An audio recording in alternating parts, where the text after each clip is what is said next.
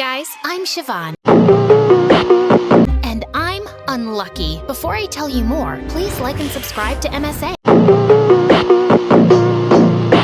I was born to a single mother who worked tirelessly to make ends meet.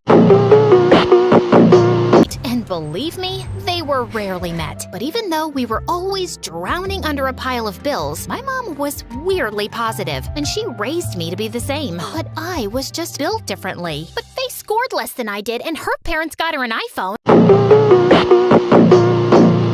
Why am I getting this rusty old model? Because that's what we can afford. And these phones update with a new model every month. What's the point of wasting money on something that won't even last that long? I tried to understand what Mom was saying, but it didn't make any sense to me. I felt I was prettier. C-A-P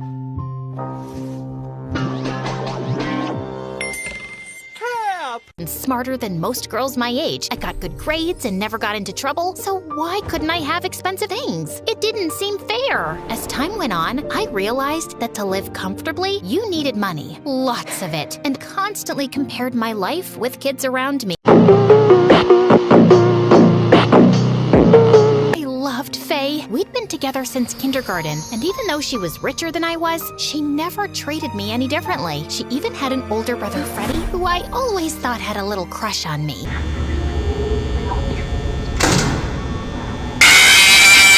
Every time I would visit Faye, Freddie would start running around me doing silly things.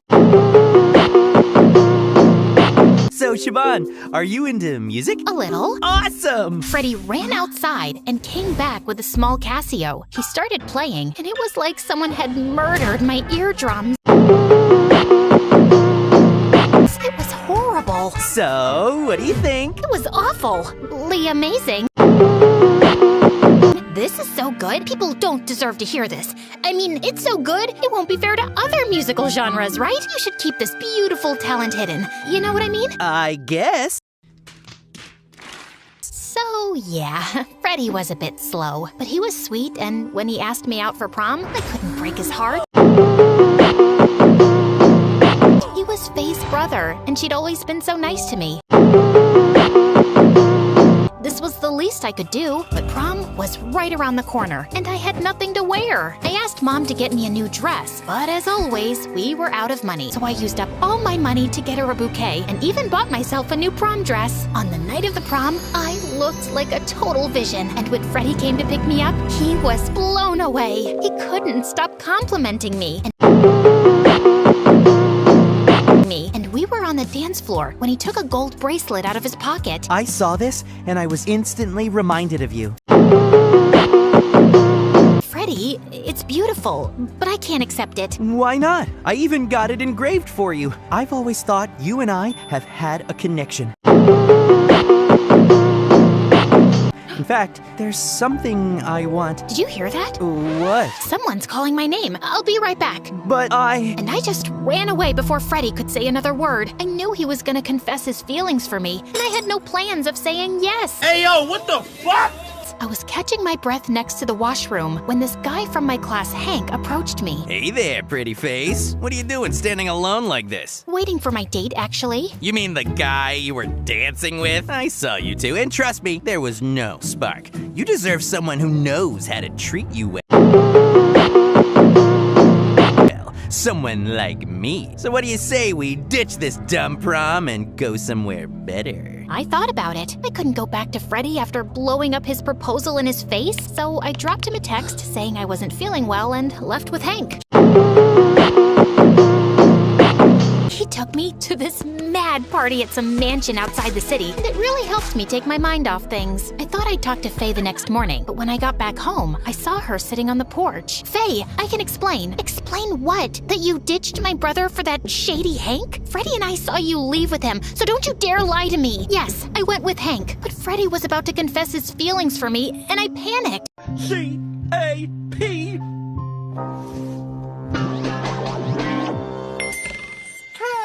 He caught me off guard. Oh, please. You've always known that Freddie likes you. You ditched him because Hank is richer than us, right? Good question. How about I leave you alone with this guy instead? That's what you really think? What else am I supposed to think? You've always been immature and materialistic, but at least you had a good heart. But tonight, you just crossed a whole new line. Don't you ever talk to me again. Faye, please. But Faye was already on her way out. Over the next few days, I dropped her a million texts, but she never responded. A week later, during graduation, when I tried talking to her, she totally shut me down. I get that she was upset, but she made me the bad guy for not loving someone the way they love me, and that wasn't fair. So as much as I missed Faye, I decided to take a step back, and over time, we grew apart. She left for college, and I picked up a job as a concierge at the fanciest hotel in town. Working at the hotel, I met all kinds of rich people, and some of them even became my friends. But my favorite was Jenny. Her dad was a rich industrialist, and she studied at Harvard. And whenever she visited home with friends, she asked me to come along too. You won't believe what Dad did to me. I asked him to take me skiing to the Swiss Alps, and he refused because he wants to take his mistress to Bora Bora. The last time I was there, this bee stung me, and I had to be in the hospital for a whole week. They didn't even have caviar there, and I had to eat hospital food. Can you imagine?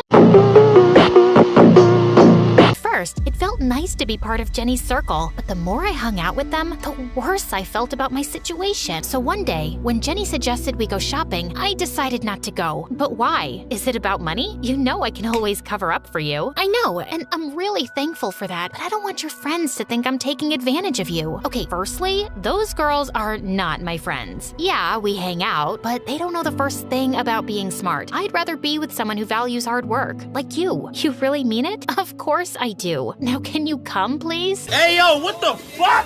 I'll get you something nice. Jenny reminded me of Faye a lot, and as time passed, we only got closer. Then one day, Jenny was working with her dad on some important project. She knew I was good with numbers, so she asked for my help. I was sorting out some paperwork when I saw these documents that didn't make sense mathematically. Who made these papers? My accountant. Why? I think he's trying to scam you. Jenny took the papers from my hand, and when she saw that I was right, she was furious. The accountant was called in, and he confessed to transferring money to Jenny's stepmom's account overseas. He was fired, the stepmom was thrown out of the house. It was a huge mess. I thought Jenny would hold me responsible for breaking up her family, but instead, she offered me a job as her personal manager. I was making triple the amount I was making at the hotel, and I was really happy. But when I told Mom, she didn't look too happy. I think you should go to college, Siobhan. You're a smart girl, and you're wasting your life. I'm doing this for us, Mom. I want to make more money so you and I can finally live the life we deserve. But I'm happy with where we are. I don't want anything more. But I do. I don't want to go to college. I don't have 3 years to waste on education, then wait for a job, and then wait to finally get rich. I want to get rich now. Money isn't everything, Siobhan. When will you realize that? Mom tried her best to persuade me, but my mind was set, and a week later, I started my new job. Life was finally getting better, until one day, I was in my office when this cute millionaire, Carl, knocked on my door asking for Jenny. She wasn't around, so I asked him to wait in my office. We got talking, and he ended up inviting me to this fundraiser, but I had nothing to wear, so I begged Jenny to help me. And she gave me the keys to her closet. I was trying on a dress when my eyes fell on this gorgeous diamond necklace. I tried it on, and I'd never looked so pretty in my entire life. I really wanted to wear it, but I wasn't sure if Jenny would be okay with it. Since she wouldn't be back until the next morning, I figured I could just put it back before she found out. I really wanted to make a good impression on Carl, so I gave in to my temptation and wore the necklace. That evening, I outshone everyone. Even Carl couldn't resist showing me off. I was pretty sure he was gonna ask me out on a second date until I heard him talking to his friends. So, who's the new catch? She looks expensive. She's just a secretary. I actually want to get to know her boss, Jenny. She's the real catch. I figured if I got close enough to the secretary, she would introduce me to Jenny at some point, and then I'll make my move. You're such a brat. Yeah, Carl, what a brat. Carl turned around to look at me in shock. Hey, y'all, come look at this. thought you were a nice guy, Carl, but you're a greedy little pig. Please spare me the dramatics. It's not like you came with me out of the goodness of your heart. You thought I was rich, so you tagged along. Just like I saw an opportunity, so I did what I had to. Oh, sweet. So you won't mind if I do what I have to. And I splashed my drink in his face and walked away. What a moron.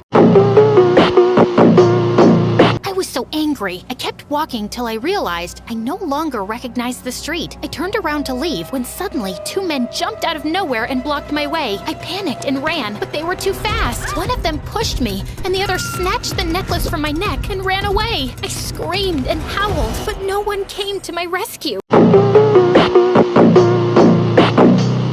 I thought of going to the police and complaining, but then Jenny would find out that I'd taken the necklace without her permission, and I couldn't go to her place either. I somehow made my way back home, and when I saw Mom, I immediately broke down and told her everything.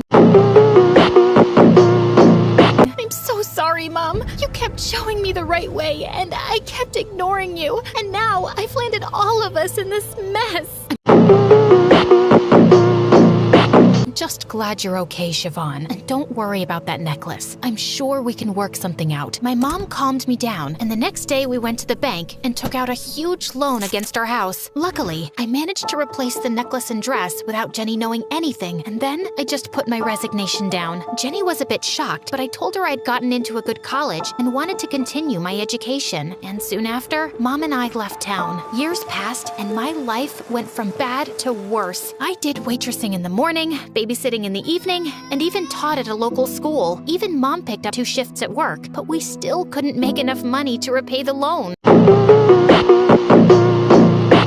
Every night, I would sit in my room and think how I'd wasted the best years of my life running after money. Even if I didn't have much back then, my life was simpler, and I had people who loved me. Then one day, I was working at the cafe when I saw Jenny and all my old friends at one of the tables. Siobhan? Oh my God, is that you? How have you been? I wanted to say something, but all I could do was cry. Jenny sat me down, and I just spat out everything. That's why you quit your job? That necklace was a knockoff, Siobhan. It hardly cost $200. What? Why would you keep a knockoff? You're rich. Aren't rich people supposed to wear only original stuff? Good question. How about I leave you alone with this guy instead? Who made that rule? Being rich doesn't mean I'd waste money on flashy things like jewelry. You should have told me the truth. You think I don't know that? God, I feel like such an idiot. I just wanted to look rich for one night, and it cost me my entire life. God, how will I face Mom now? Will it help if I come along? Jenny and I told Mom everything, and while she was angry for a long time, she eventually forgave me. Jenny even gave me back the necklace, and I sold it off to pay the loan. With the rest of the money, Mom and I rented a small apartment in the city, and I started preparing for college again. My first day, I was running around the place searching for my class when I barged right into this tall boy. He turned around, and I was shocked to see it was Freddie. He smiled at me, and I knew it was time to fix my mistakes.